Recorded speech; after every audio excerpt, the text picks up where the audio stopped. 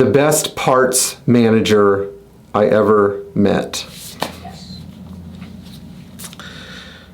You know, sometimes you make a friend in the business, and today I want to talk about that friend that I made in the business, because there are only a few people like this left in the auto parts world. And today I want to talk about my friend Ken Brown. You know, Ken was the parts manager at Stahl Motor Company in Monterey, California. And one of the reasons why I want to tell this story is because I still hold parts people to the same standard that I hold Ken. And I think for the most part, you know, the guys at Classic Center have met those requirements for me. But, you know, again, Ken is like an irreplaceable guy. So one day I get a phone call, I think it was 2008, I get a phone call from this guy, and he goes, "Hey, my name's Ken, I want to introduce myself. I sell Mercedes parts out at Stahl Motor Company in Monterey, California." And I said, "What I think you're doing is really interesting." And I said, "Okay, cool." So he explained to me that he wanted to be my parts supplier. And I was like, "You want to be my parts supplier?" And he's like, "Yeah." And I said, "Great," because at the time, German Parts World was on the way out. And I'm not saying that, you know, everybody's perfect, but Ken was damn near it. And I'm going to tell some stories about adventures I experienced and how Ken supported me all the time. You know, I'm going to do 3 stories. So the first one was, I had to go to Connecticut, and I think it was, I think it was like 2014, but I could be wrong. The guy whose car I was working on used to be the assistant secretary to the Army under Nixon. So he had a big house in Greenwich, and he had a 500 SEC. And that car had broken chain guides and wiped out rocker arms. When I got there, I wasn't expecting this at all. I needed valve cover gaskets, cam oiler tubes, rocker arms. I mean, I needed all of that stuff. So who do I call? I call Ken. "Ken, I'm in Greenwich on the other side of the country. You think you could drop ship all the parts to do a timing chain on a 500 SEC? You know what Ken said? He said, "Go ahead and start on the job. Everything will be there in the morning." Ken would even check the weather 24 hours out to make sure that there weren't going to be any shipping advisories for my packages. What a guy. So what did he do? He sent me everything I needed. I was able to fix the car completely. Chain tensioner, chain guides, rocker arms, valve cover gaskets, valve cover sealing washers, the whole thing. I was able to get that car to run nice. No more tuck, tuck, tuck, tuck, tuck, tuck, tuck, tuck, tuck, tuck, tuck, tuck, tuck, tuck, tuck, tuck. You know, I was fortunate that I had brought a valve spring compressor with me, but I hadn't brought enough parts. So, it's one great story. The second one is, you know, I used to go do a lot of work for my friend Bill Walsh out in Colorado, and Bill Walsh worked for a guy named Bob, and Bob had a 280 SL, and the story was that when Bob bought the car, we did a bunch of work on it, but after I sent the car home to his house up in the mountains in Colorado, because of the altitude difference, it changed the calibration of the car's braking system. People don't know this, but there's an adjustment between the master cylinder and the brake booster that's like a little cam bolt that you can adjust. And if that thing's not set right, and believe me, it can change based on altitude because vacuum levels will change at altitude as well. You have to adjust it just right. So what did I do? I flew up there, and I looked the car over, and I realized that not only was that wrong, but something had happened to the brake pressure regulator in the rear of the car. Now, I had brought a brake pressure regulator with me just in case, but what I had not brought was the line that goes from the master cylinder underneath the car to the brake pressure regulator. And when I was trying to change at the end of the line, it snapped off.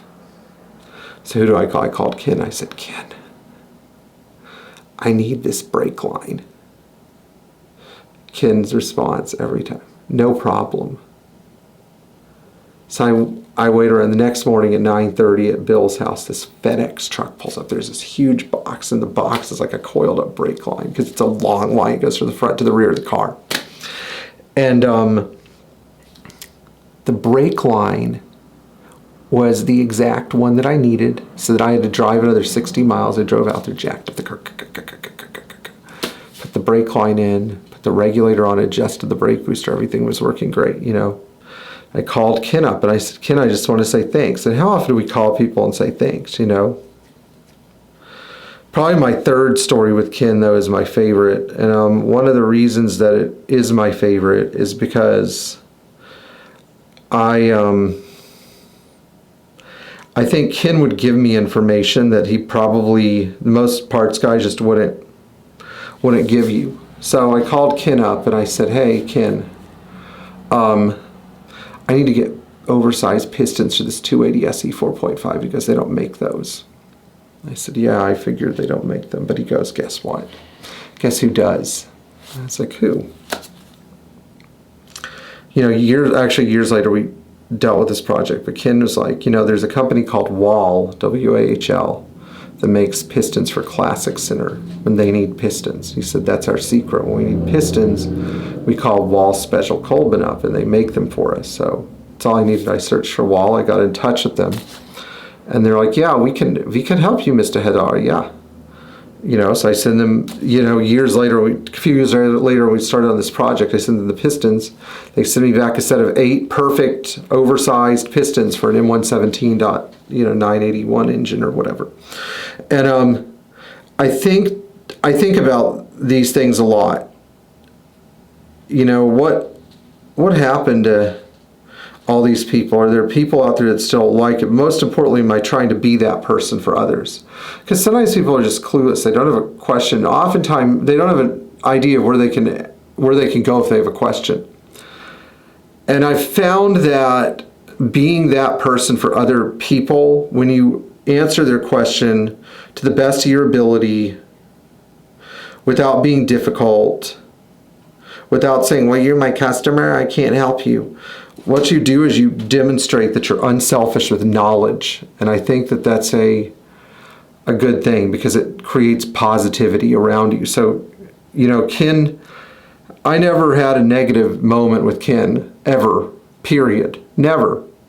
Never. There was never a problem or a conflict or an issue. It always went very well.